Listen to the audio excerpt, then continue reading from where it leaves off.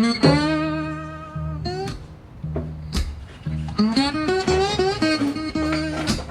God, oh God, are you listening, cuz? Oh, I got a story for you. Oh God, this is how it was. I'm telling. Springtime. Y'all, it's springtime. Well, as you can tell.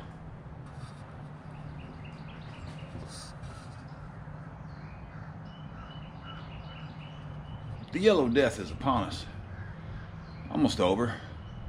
Which means it's almost time for spring fling.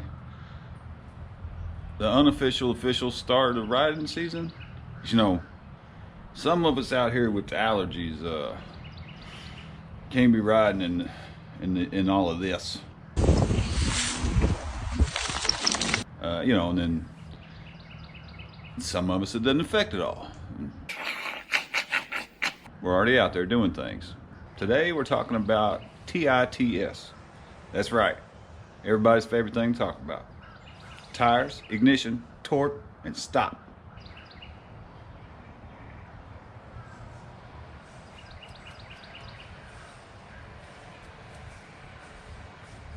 It's all true. It's not a story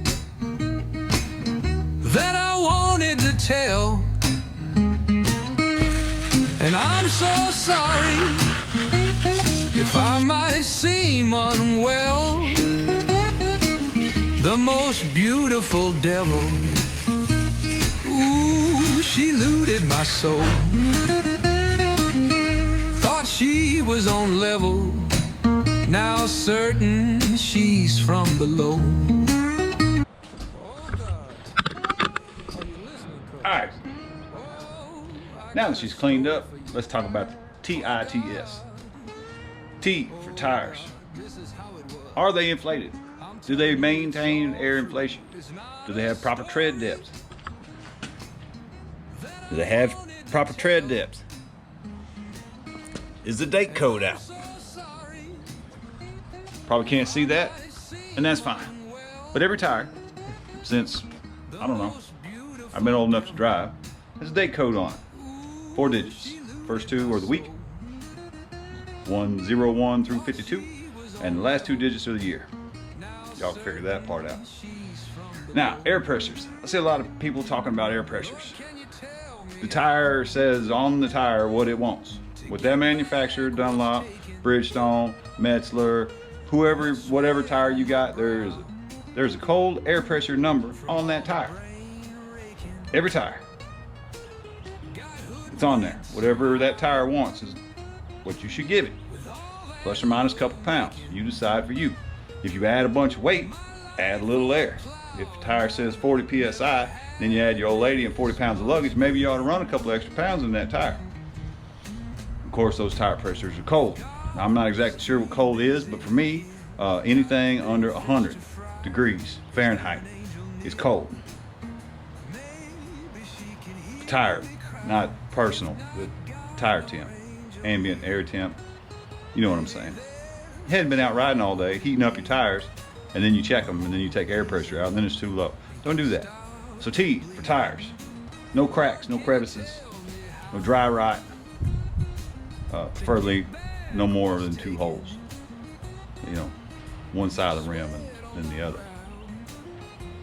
Yeah, no extra holes. Bonus holes are fine, extra holes, not so fine. Now let's talk about I, ignition. When you turn the ignition on,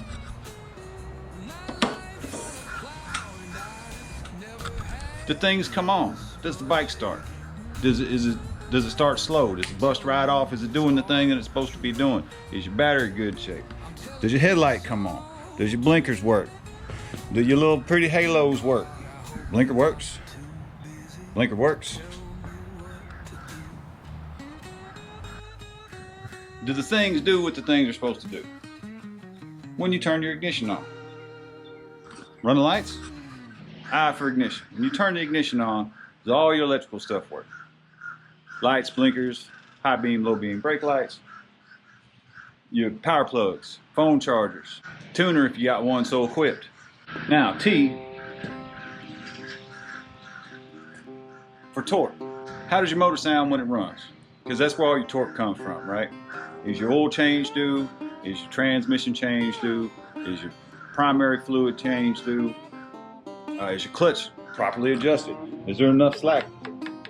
Is it properly adjusted downstairs? Now is the time to do it. We're down here doing things, might as well do that too. I just recently done mine and rode since then and seems to be doing just fine. But also, is your air cleaner clean? Mine's not. And unless you've done yours recently, yours probably ain't either. Is your exhaust tight? T-I-T-S, S for cinch. Cinch everything down. Let's make sure all our bolts, anything that might get loose, possibly could get loose, things you might think might not get loose, but you're gonna check them anyway. Exhaust hangers, the exhaust manifolds, especially the one up in the front that's a bear to get to, you definitely want to check that one. If you know how, check your neck bearings. Hell, set on the bike, grab the front brake, and rock that sucker back and forth and see if you can't get it to move. If everything feels tight, it's probably pretty good. I mean, I'm no mechanic, I'm just a dude in my carport, but if it don't rattle, it's probably tight. So let's cinch everything up. Check your axle nut, drive pulley, brake rotors, hell, your highway pegs, your shifter. You don't want your shifter falling off going down the road. That's not deadly, but it's damn sure dumb because you didn't take the time to put an Allen wrench in there and make sure it was cinched up. Make sure your saddlebags are not going to fall off. Make sure your tour pack's mounted on right. Make sure your windshield is locked down in the proper position. Let's cinch everything down. Let's make everything right and tight. Let's give it a once over. We washed it. Now let's get our hands dirty. Maybe I should have done it when it was dirty. I don't know. I don't like working on a dirty bike if I don't have to.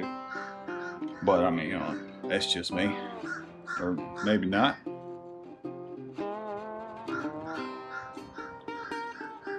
Yep. Spring is here.